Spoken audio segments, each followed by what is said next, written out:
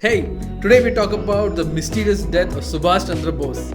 Also, we have a mysterious new guest. It's Rohan Hastak, good friend of mine. And today we discuss this mysterious story. Let's just get into it. Like, there's certain part of India where everyone knows for a fact that his death was shady. Yeah. So because the official story is, so by the way, so this one I'll clarify for you guys. So story is, he raised the Indian National Army, INA, right? Yeah. Using the POWs that were caught by Japan. Actually, initially the first version of INA was in Germany, pata hai kya? Oh, it would have started there? Correct. Yeah. So okay. basically what he did is, he was in India, 1939. 38 he became the president of Congress, by the way, bro. Yeah. And then he quit when? Because everybody is like, you're too extreme. You want too much freedom. Yeah. He had some differences of... Yeah, like too much freedom. You want too much, you want too fast. Yeah, too much freedom. He's like, Right. nahi, itna freedom nahi chahiye humko. Yeah. And with all due respect, he quit, even though Gandhi was his mentor and he respected him greatly. Correct. He was like, no, bro, I want too much freedom. Like he was like full on. So then... Maar kya bhagana hai inko? Exactly. He was like, fuck the British, basically. Yeah. And then, so British, what they did is, he held a small protest, like ish in context, and they said, you are in house arrest forever. Sounds familiar, guys? Yeah. Like, we are all Subhas Chandra Bose now. Yeah. That's a house arrest forever. And then he's like, nahi, main nahi sunega. He runs to guess which place, bro. Is that the Kabul story? Correct. Yeah. From there, he goes to Kabul. Yeah. But back in the day, Kabul was a place where all freedom fighters went. It was like the freedom fighter chilling hangout. Exit point tha wo. Exit points. Plus, like Afghanistan is known to be like known friend of India, like fuck the British, because Afghanistan was... And at that time kind of considered to be, by many, to be part of India in the sense of like the long cultural history. Correct. For many Indians, it was still like, it was a continuation of this country. Correct. So that was the part that was free of British influence, so to speak. I mean, like literally all freedom fighters went there when things got too heated. Yeah. They're like, oh, you hate the British. You also hate British. Milte hai, Kabul mein milte hai. Kabul milte hai. Exactly, Kabul milte hai. From there, he made his way to Germany, where they were like, by the time he's 41, as World War II shuru ho gaya. Germany is like, yeah, sure, you want to be free, it's awesome. We want you to be free also. Yeah. And they gave them all the prisoners of war in Germany, which they had captured in Africa. Because the Indians were fighting. Oh, right. Okay. That's how they came there. Yes, so that's how the first battalion was found. Where he also met German woman and had a baby with her. Yeah. Yes. Right. That's Yeah. He had a daughter. He had a daughter. And then Germany is like, listen, guys, we are not really. Germany is not going to make its way to India. So I'll put you in a submarine and send you to Japan. So then Hitler put him in a submarine and sent him to Japan. And from there, he ended up in Malaysia, where there were like some thousands of Indian POWs and formed the Indian National Army. Correct. Then we went fighting into India. Then the British pushed back, and then now we are at the point in the late 1944-45 when Japan has surrendered. So now most of the Indian National Army surrendered in Singapore. But Subhas Chandra Bose was like, bro, main to surrender nahi karega. Yeah, and I think to give people some context, because this is stuff that doesn't get covered in the history books, because we hear he went to submarine, went to Japan. But hearing the interactions that those people had, so one very interesting thing is that there is one criticism of Bose that people like to level without really getting into it too much is, he was talking to the Japanese and he was talking to Hitler, who, Hitler is Hitler and all that. So there are records of people, like the proper records of friends of Bose in Germany who were Jewish people who on record like rubbished this thing about his interaction with Hitler, because in his interactions with his friends who were Jews, he was very regretful that he had to deal with a man like Hitler. Correct. He was very clear about that. Correct. He was very aware of what he was doing. At that time, it was not known that concentration camps were being started and all that. This is still early in the war. Correct. He knew exactly who he was dealing with. Correct. I think the real knowledge came out post-war, not during the war. It was known during, but you know what, a lot of people didn't want to maybe even talk about it, and so he was very clear that he had to deal with these people. I mean, I think people forget that when you are at war with a colonial power, you don't have too many options. Correct. I mean, he was not exactly thrilled to be dealing with the Russians either, I'm sure. Correct. Yeah. But that's just how that stuff was to be done. So he was very self-aware of what he was doing. Correct. And what's really amazing to see is the Japanese being again one of the quote-unquote villains of the war. Correct. Their conduct with Bose in his own letters and in like what's known as, it's so shockingly, it's so honorable. Correct. There's so much respect. As a matter of fact, I think that's one interaction that what we don't know is how much the Japanese respect Subhas Chandra Bose. Tremendously. Insanely. Tremendously. I mean, they held on to his ashes for decades. Correct. Without ever touching them, without ever demanding they be removed. In fact, they kept saying, "Can we send you the ashes back?" And nobody said anything. Oh shit. Yeah. No, we'll get back to that. Also, I think the one unknown story about Japan, Subhas Chandra Bose, is the fact that Japanese curry rice is directly related to Subhas Chandra Bose. The dish, right? Yeah. So the whole fact that Japanese have curry in their dish is because of Subhas Chandra Bose. Because his cousin or someone also came with him. He also lived there. Correct, yeah. Actually, he's the one who is credited with that thing of having taught people there. That's what they say. So that's why the Japanese curry is actually a lot like the Bengali curry. Yeah. That's because the Bengali curry reached Japan. I'm forgetting the cousin's name, man, right now. Even that's a very, very, very interesting story. Because that story is also because I think he went there and he was very closely in touch, living with a Japanese family there. Correct. And there was a bounty out for him also. Correct. Yeah. And the Japanese colonels who were in charge of him refused flat out to do anything that would compromise his identity. Being like, that's just not how it's done. I've taken the oath now. Yeah. This is old school Japan, man. Yeah. Still a bit of that vibe going on. Oh, by the way, so the cool thing, coming up to old school Japan, the cool thing is, so here, the reason why things with Subhas Chandra Bose get murky is this is the last days of the war. So Japan had officially surrendered. Yeah. So now but the point is, the emperor of Japan, Hirohito, actually used a very formal language. Which was kind of dubious, which essentially told the Japanese, we have kind of surrendered. Yeah. Officially surrendered, but No, so basically the language essentially that we will now adhere to that document, but didn't use the word surrender. Okay. So there was a lot of confusion. Have we surrendered or we not? And it is during that period that Bose was making his flight out. Yeah. And it was there that's why the Japanese generals were able to help him. They also said that of course, being a person, I think we don't learn enough about this in history, but he was, for all intents and purposes, a serving general in World War II. Correct. He was on the list. Correct. He was on everyone's list. Yeah. And the people who were most interested in him were obviously the British. Correct. But the CIA was very, very interested in what he was doing. And they were very upset and sort of like a little bit... They were the most suspicious when news of his death showed up. Oh, okay. Yeah, because they were... Interesting, right? That's how far it went. The CIA was also like, no. Something's not right here. Wow. This guy. So what they said was that he knew, of course, being a veteran himself, that the war was ending. Correct. And he decided that what he told his followers at that time was, I'm going to, after the so-called surrender happened, I'm going to Tokyo to talk about how the INA should surrender. Or should they surrender? After all, they were fighting with the Japanese and all that. Basically, the context of the surrender. Yeah, that should we do this? So that was the official story that he gave everyone as he was leaving. Correct. But then as he was leaving, he took the INA treasure with him. The boxes were loaded up with him. So, and it's also said that when he was leaving, the night before he was leaving, there was like a lot of sadness and a lot of crying from his closest people. Correct. Which made others wonder, he's just going to surrender and come back, right? What's the big deal? Correct. So that was initially one of the things of, all the people who were hunting him down knew how smart he was. Correct. I mean, he escaped from house arrest and made it into Russia. Correct. And that's another whole story through Kabul that he managed to do. Yeah, that's a whole new... Yeah. So when he went, started flying, and they said, okay, news of his death came, I think, 5 days after the crash happened. Okay. Yeah.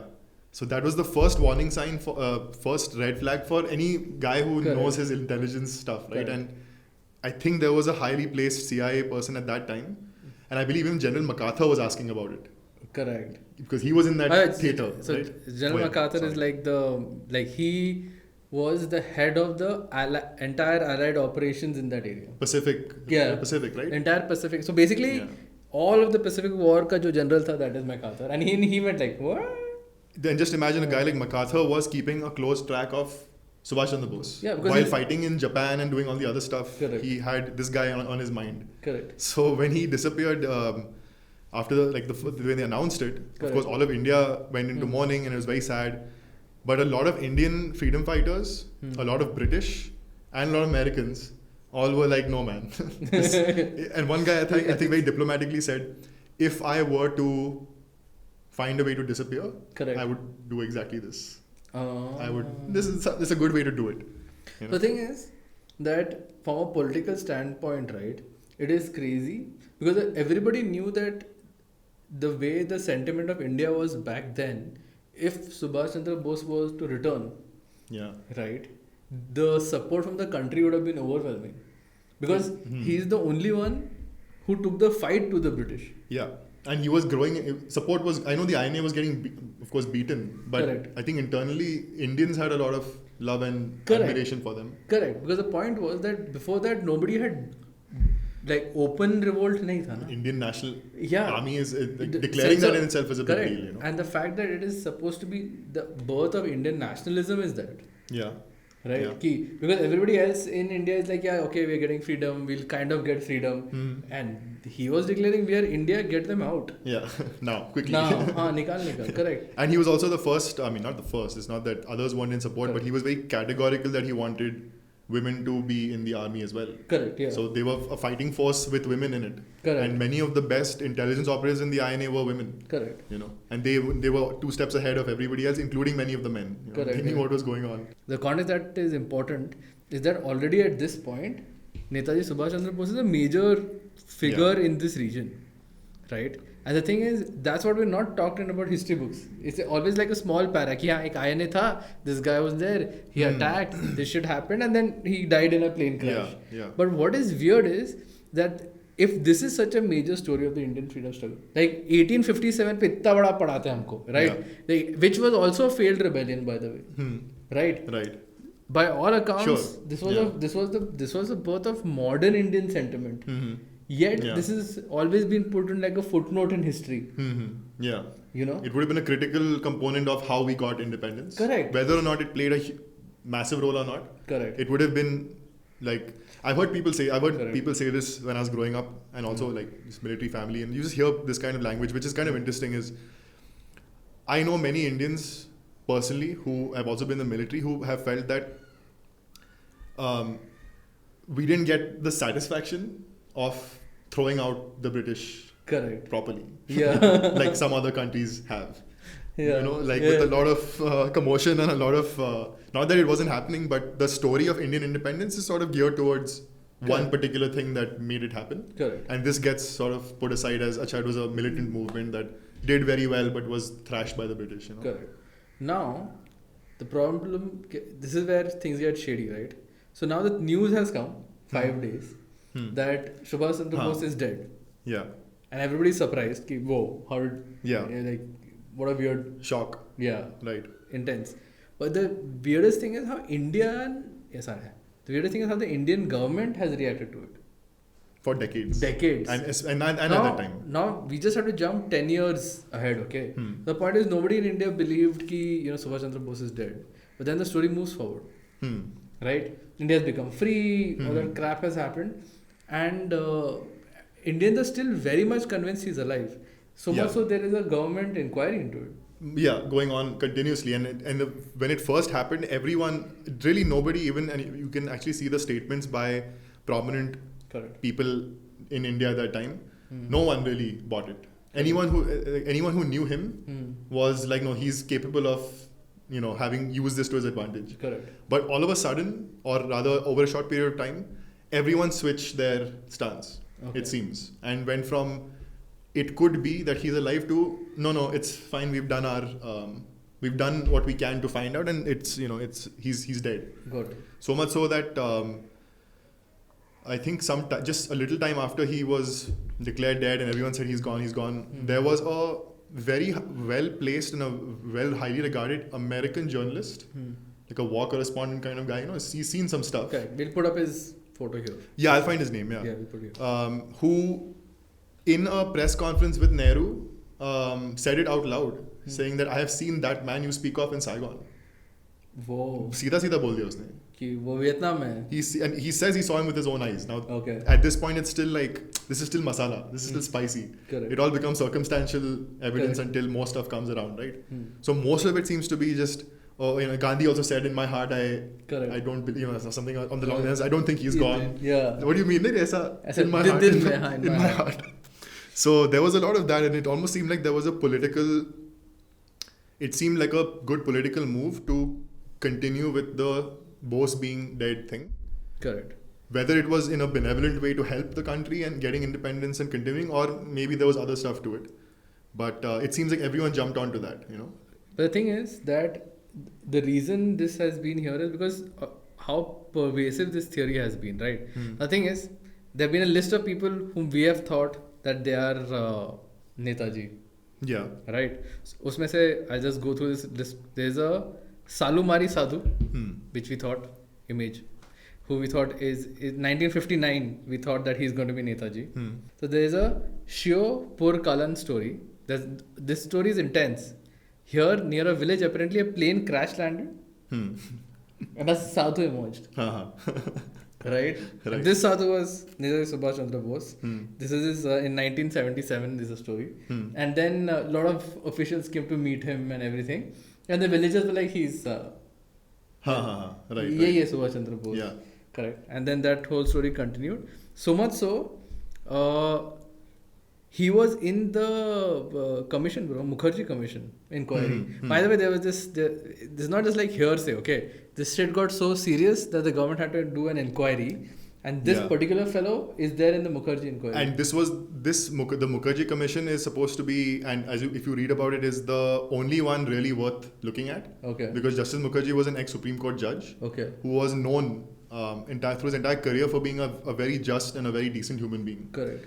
Every commission before that was अपना कैसा रहता commission setup. You know what I mean? Like inquiry करेंगे and it went nowhere. To the point where people on the earlier commissions actually left in disgust.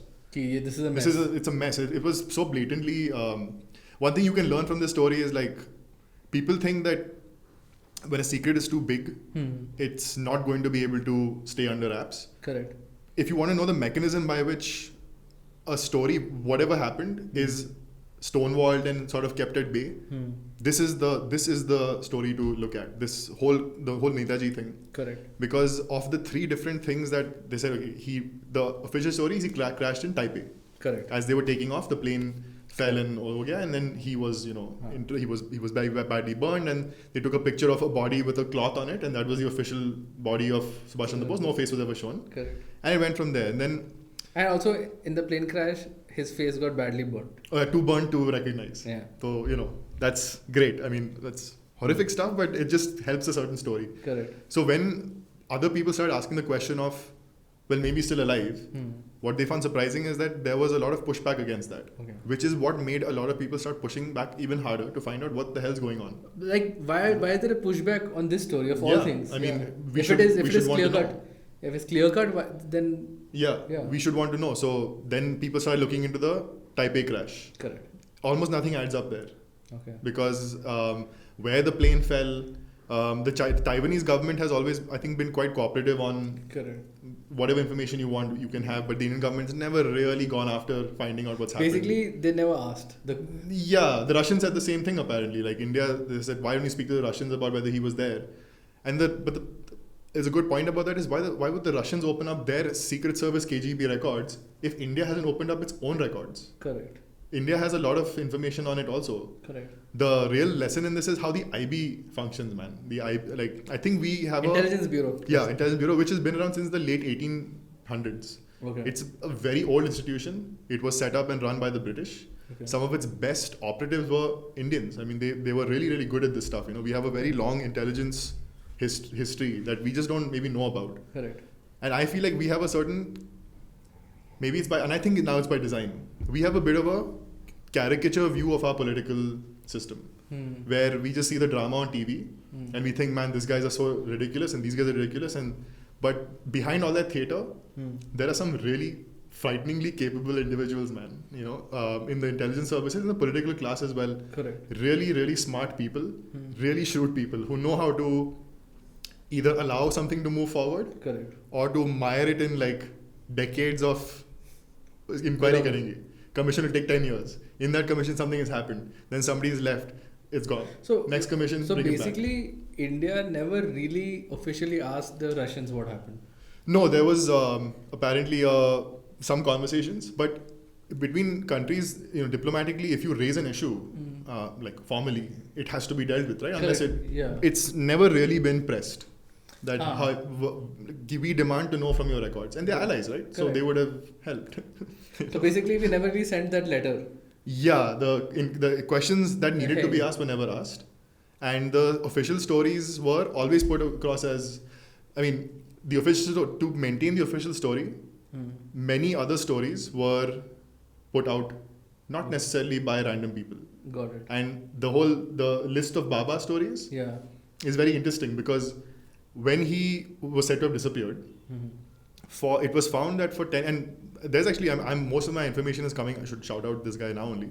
Much of the information I'm talking about is coming from a book called India's Greatest Cover-Up by an author he also used to be a journalist called Anuj Dhar. And that book it's huge. It's like 15 years of work. Okay, wow. It is a tremendous read because because using RTI, right? Correct. He's got actual memos in Nehru's handwriting. Wow. Yeah, he's given scans of them. So there's no doubt he's not, he's being very careful. Correct. He's a good journalist. In that you can see that multiple high profile people have asked for inquiries on Bose. Okay. But from multiple sides of the higher echelons of government, there has been a very clear thing of why.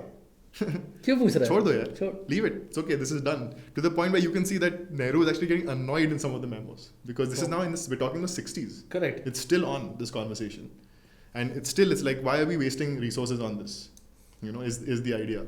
But meanwhile, the intelligence bureau and other intelligence services were on record. It seems they had a nationwide network of they were surveilling almost any connection of anyone who had any kind of relationship with Bose. Correct. All the way till Bombay.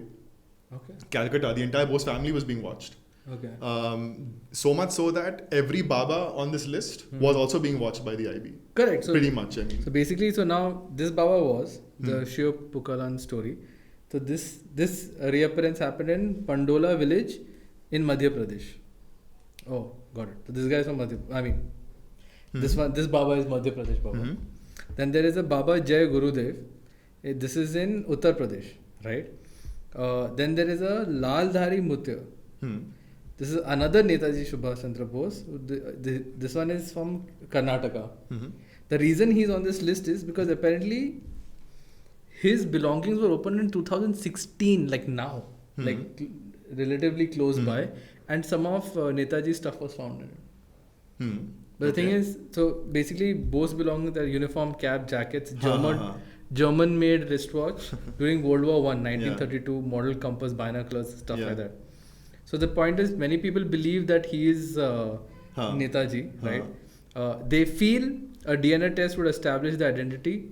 But here's the thing, Osmanabad district commissioner was appraised of this and believed that the local MP wrote to the Prime Minister about the new find. Nothing happened. Yeah. Finally, we come to the biggest Baba. Interestingly, this one, the most interesting one is kept for the last. I just want to say that's what this last है क्योंकि इसमें खत्म ही नहीं होता इसके बारे में because this is creepy. This is the one, weird one. This is called Gumnami Baba. Now the thing is, online and everywhere else, all evidence points to Gumnami Baba being Netaji Subhas Chandra Bose. Yeah, it's almost like the most insane story. Has, to be very honest, from a journalistic perspective, the craziest story. And Anuj Dhar is very clear about this, and I appreciate that about him. He says, look, I got into this because I was curious. Correct. I was looking at the Taipei crash. I was looking at the Russia thing. He said, I briefly looked at the Nehru killed him is just ridiculous. It just makes no sense. So let's put that aside. Correct. And he himself is in shock that the craziest story,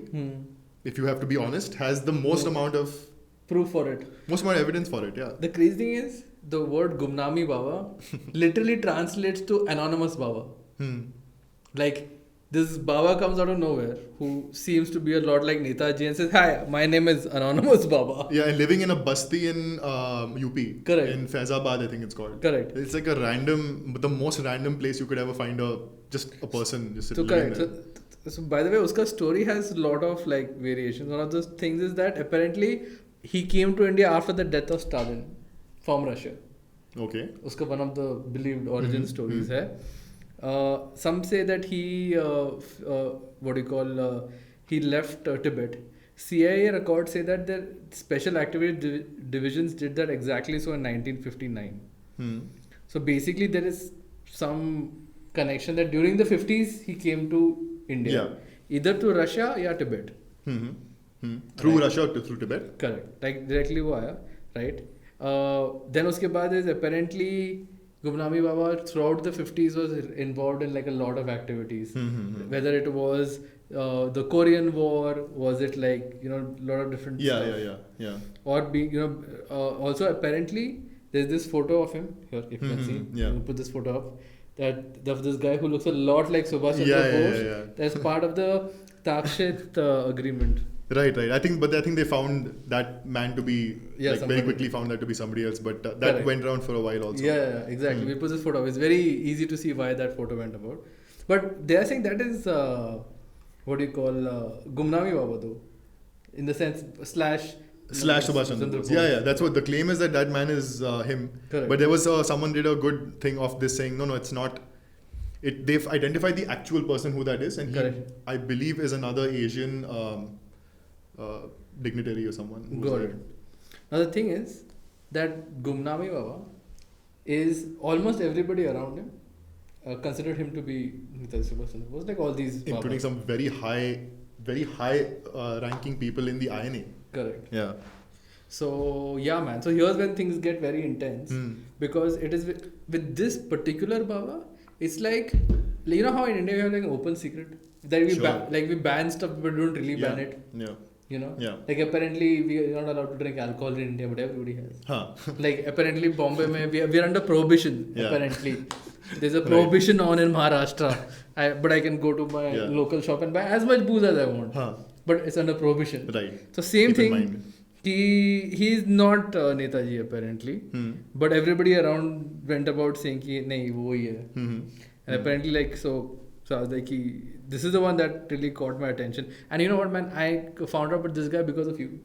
Gumnami Baba? Yeah, because you were the one who told me. I just heard that I had heard the Baba story, right? Correct. And it just seemed, as soon as you hear that Baba story, it's like you dismiss it immediately. Correct. Because it just seems so, you want it to be true, obviously, correct, but it just doesn't make any sense. Correct. And then you see that through the years in the media, it comes up in articles like this. Correct. But it's the only person who ever took it seriously for me was this man who I was reading, right? And correct, his group, they have a group of people. And when the RTI thing happened is when it got blown open for him. Because he wrote the book before RTI. Okay. But after that, it's just been even more information. Correct. And while IB and all have obviously investigated maybe all of them. Correct. I think pretty much, there is a thing of that saying also that they were keeping an eye on this person for a long time. Okay. They knew who he was. Okay. And he was supposed to be, I don't know if it's mentioned here, probably, maybe not, but those who knew him said that he had a kind round face with glasses. Correct. He spoke Bengali, like maybe you would know that word is better, but it was Bengali but from Calcutta. Okay. Specifically from Calcutta. Okay. His Hindi was not very good. Correct. His English was perfect. Correct. He used to read Time magazine. Okay. He had Encyclopedia Britannica, the entire collection. Correct. Reader's Digest. He had PG Woodhouse. Yeah, hey Baba. This is the Baba, bro. Yeah. By the way, like anonymous Baba, yeah. The anonymous Baba living in Faizabad, UP, in a basti. Correct. Where of all places you wouldn't find someone. And what was very interesting is that it was found when he passed away. So when he died, they very quickly disposed of the body and got it cremated. Very quickly, yeah. Because the whole idea was the question, and there were letters from him. There were letters written to him by names that we recognize. Like recognizable names. I'll try and find them later, but it's like either this person has lost it. Correct. Or they know something that we don't know. So what's interesting is, there's this story, okay. So basically, after Gumnami Baba died, okay. So in February 1986, Netaji's niece, Lalita Bose, was brought to Faizabad to identify items found in his room. Yes. At first sight, she was overawed and identified items to be Netaji's family. His father's umbrella, I believe. Correct, so a lot of stuff. Yeah. But here's what the skeptics say. This is kind of weird. Skeptics say it's quite possible that the Baba's room was filled up with 2,700 plus articles and 25 steel trunks in the 42 days after his death that no one saw them during Baba's lifetime. It's a very weird sentence. But why would people get 42 trunks of stuff and just put it into the Baba's room? Including keepsakes from his family heirlooms, man. Correct, yeah. It's a big deal. Which was, by the way, so that's my thing. She was bored and she identified. Plus, also his handwriting. Yeah. Like, there was like an expert who was there who was like, so they give it to a lot of experts. So this is where that next problem shows up, is Correct. that when the only DNA test that's been done for a commission was done during the Mukherjee Commission. Okay. And the only handwriting analysis was done, also not the same one, but in India. Correct. Yeah, it was in India. This is where I do agree with Anuj on this, where he says, this country, we're pretty good at, reports can be changed. Reports are not that reliable depending on what the political motivations are. Correct. And his point was, if you really want to know, I like the way he says this. He's like, when someone gets killed in this country, when there's a brutal murder or something, Correct. we're the first to send the DNA test samples abroad to American labs to get it tested and all that. Correct. Why hasn't that happened here? Not once. There is a handwriting analyst who Dhar took stuff to, who's an American one. He has nothing to do with all this. Correct. Completely anonymous. That man replied by saying that I would go to court with this evidence to show that these two men are this is the same handwriting. It's the same thing. Correct. But the Indian labs somehow never seem to. No, but apparently even in the Indian thing, there was one guy who was adamant कि ये same है. But the court only accepts majority view, not. You know what I mean? So it's not like one person is saying so we can't accept the whole thing. It says no. Since most of us saying they're different, we go with this. We go with that. Oh, that's an interesting way of getting around the problem. Correct. Okay, so apparently 131 people deposed in front of the commission. We're talking about the Mukherjee commission. By the way, bro, that's what I'm saying. It's proper like court case hai ye. Yeah. Yes, so people are taking it very seriously. Very seriously. Correct. But my point is, forget the commission. Right. Commission was extremely difficult. Netaji hai, nahi hai. My point is, the amount of resources that have been poured into this. Yeah. Right. There's so much resources poured into it that itself becomes suspect कि bro why? If it's so cut and dry. अगर कोई मर गया है और तुझे पता है कि वो मर गया है तो फिर why so much? Yeah. Why so much? And why? I mean, how much resources to make sure that people are either involved, not involved, getting people to not look in certain places, look in certain places. There's a lot of attention being given to this. Correct. When it happens, that is. By the way, it's still, the point is, till 2016, 17, it's still on, man. So, like, people are like still not convinced. Nobody's really convinced. But having said that, there is I saw that today actually, before I came here, footage of Justice Mukherjee speaking to a friend of his called Amlan Ghosh, who's a journalist, I think, or filmmaker. Okay. And there's actual footage of it where I think it was not, they were not recording, it was recording, but they weren't really, it wasn't part of the show. Sure. Justice Mukherjee very, very categorically saying that the man in UP, I believe that is Subhas Chandra Bose. He's very clear. And he was very frustrated at the way that his commission was being stonewalled. And because he was actually a guy who was going to uncover it. Facts presented, you need a person who can say, oh, look, this is pretty obvious. That was the first one where there was somebody who was actually going to say, no, I think that this might be the truth. Man, they made life difficult for that commission as well. And those guys, I think they want to go to Taipei. The Taiwanese government was, I think, quite welcoming, also saying, whatever you need. I mean, we consider this man to be a special individual. Which is actually the most interesting part of the story. Correct. Is why is it that both parties are so obsessed, against this moving forward? Nobody really wants to get to the bottom of this, to be honest. So the thing is, then the real question becomes, why do they care so much? Yeah, what's the problem? Correct. It's a big deal. अगर वो है तो नहीं है तो क्या? That's where it gets to me. That's the most fast. The lesson from Anuj book is, it's very interesting to see what may have happened. In fact, I'd like to know. I think if you read it, you see all the evidence, you go, okay, if I had to put money on this, I know where I'm putting that money. Correct. But what's shocking is firstly the expertise with which it's made to go in all kinds of directions. Correct. It's over generations, man. It's being blocked. It's not like once the people who were most close to it passed away, maybe new people came out. It seems to be like a unspoken agreement within the institutions that ये इसको आगे नहीं बढ़ाना है. Let's just let this remain where it is. Let it meander as it needs to meander. Correct. Congress doesn't care. BJP doesn't care. Correct. Nobody cares. But I'm saying they say that they don't care. But the point is, there was a commission, there was this thing, there's an IB, there are resources. Yeah, somebody's busy. My point is, if nobody cared, nobody would do so much. So my point then becomes that there is something that's being hidden. So then now we're in the next series of questions, which we do not know the answers of. This is where you guys have to comment and let us know if any of you have a theory. This is the fun part. That's the fun part. Because the fun part is, why did he go in hiding and why not reveal he's Subhas Chandra Bose? Yeah. Right? Yeah. Secondly, if he was alive, right? Right. Secondly, why is the government so obsessed in proving that he died? Yeah. Yeah. In that plane crash. Right. Like for example, if you come and say, hey bro, I'm Jesus, I'll be like, fuck off. Yeah, correct. है ना? मैं नहीं बोलेगा, you know what, I'm going to set up a commission to let's prove set up कि तू Jesus to disprove that you are. Yeah. नहीं ना. I don't care, but I'm going to do it anyway. Yeah, seems weird, right? Because the point is, if it was so untrue, you wouldn't care. Yeah, if it's so outlandish, why would you put IB and raw onto these things? Correct. Keep an eye on that Baba. Why?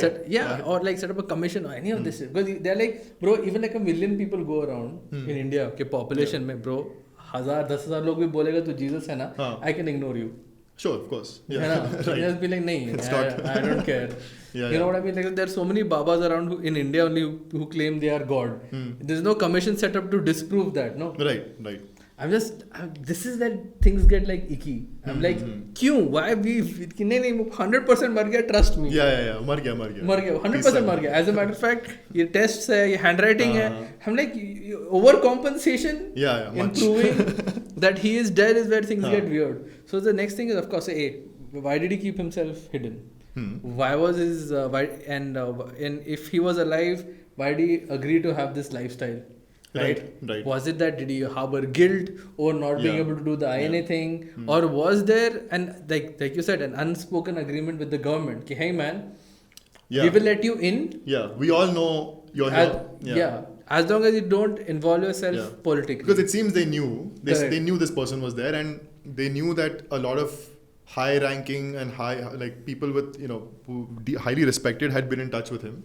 Correct. Some of those are rumors, but some of them are actual letters that have been sent. And we're talking about Gumnami Baba here. Gumnami Baba, yeah. So it's not like they just had no idea. Again, giving full credit to the Indian intelligence services, they know what's up. They know what's happening. Yeah. So they kept a tab on this person. He was asked. There are letters from people who are recognizable people writing to the Baba and asking him, when will you reveal yourself? Correct. And we know who, there was a sort of a, we know who you are kind of thing. Correct. And he used to keep saying that man that you speak of is dead. Correct. So the idea is that, Bose is also a deeply spiritual person. Correct. He was also extremely well versed with the traditions and cultures of his country and of his nation. Correct. So by the way, he had met Swami Vivekananda and who's Swami Vivekananda's guru? Ramakrishna Padmans, right? He was spiritually he was led by Swami Vivekananda and Ramakrishna Padmans.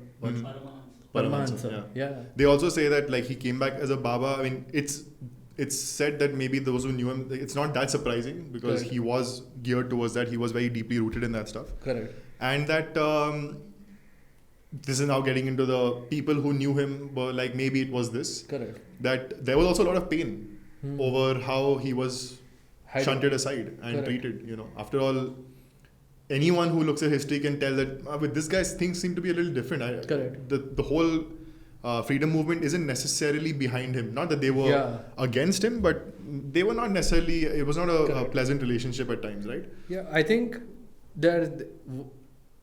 no matter what you believe about Subhas Chandra Bose, I think one thing is definitely important. Say, even if he died in that plane crash, I think Indians and our collective consciousness, we know what we're trying to bury is basically what you said earlier. The fact that we had a chance to violently repel. And the fact that we did violently repel. That there was... There was an active fight against colonialism, and it kind of fits the colonial narrative to be like, oh, you know what, Indians allowed the British to leave and there was chill, and we kind of suppressed the story, and the colonists kind of get this narrative that they left respectfully and let this country become free, but that's not true, man. The fact is, the real story is we fought and we this is hard won. Yes. Yeah. Our A freedom. lot of blood was spilled. Correct. Doing this. you And know. and I feel that narrative Hmm. needs to be out there, and that is why in a way even we don't really believe that the Subhash Chandra story is dead. I think Yeah. even if he did die in that plane crash, I think Indians as a collective consciousness, Hmm. the reason he's still a ghost and still out there is because in our heads that story our consciousness is not ready for Subhash Chandra Bose to become a footnote in history. Now, I feel like if I was in many ways you could say that the British handed over the framework of an establishment to the Indian establishment. Correct. In many ways we've still continued our colonial. I would still say in many ways we still are a colonized country. Correct. And when you hand over power to a new group of people who, even if the intentions are good, Correct. know they have to maintain this. This is politics, man. This is Correct. after all, Yeah. Having a and if I was in that institution and I found out that, okay, I don't have Subhash Chandra Bose's body. Correct. This is like World War II. I mean, there was a lot of smart people, man. Yeah. They know that, okay, the story doesn't add up. So Yeah. he's either floating, he's out in the wind somewhere, Correct. or he's made it back to India. Correct. So you're constantly keeping an eye out. This is how closely they were keeping a tab on it, okay? At some point, this was not immediately after Z, many years later, I think his name was Subhas Chandra Bose, who was his older brother, Correct. received a letter from someone Okay. asking, is Netaji still alive? Huh. The Indian establishment scrambled and tried to find the source of this letter. The source of the letter was an 8th standard boy who had written to him. But that's the level of panic that letter created. To be like, as a scramble all planes, jets kind of scenes, go and find out it was an 8-year-old boy. And they kept tabs on him. That's how serious they were about this. So it wasn't just a joke, Correct. I would think that if I was part of the establishment and whether or not I'm in support of him or not, when a credible story comes up and you go, okay, we have pretty good reason to believe that this Time magazine, PG Wodehouse reading, English speaking Bengali person, clearly, who lives in UP, might be Subhash Chandra Bose. At that point, what do you do? What do you do? Do you poke that story and then risk it coming out? Or do you try and contain it? And the way to contain it is to just keep an eye on it. Correct. Right? And watch it very, very carefully and don't get involved, because by getting involved, you give it validity. Correct. So I find that to be pretty interesting, because that's like, political gamesmanship to another level where everyone sort of knows. Correct. It becomes an open secret. Correct. But as far as we, the public, is concerned, it should be rubbished. Correct. We have to feel like we're silly saying it. Correct. But the people in power are actually taking it very, very seriously. And that to me is very interesting, because that leads to so many other things as well, right? I mean, Correct. when someone rubbishes a story in polite conversation and you go, yeah, that does sound pretty crazy. But later you find out that the people who should be laughing at it the most are taking it the most seriously. It kind of makes you wonder, like that's like 4D chess, man. That's playing the game in a different way, Correct. And they also said that certain stories about certain Babas were, what's the word they use? Magnified.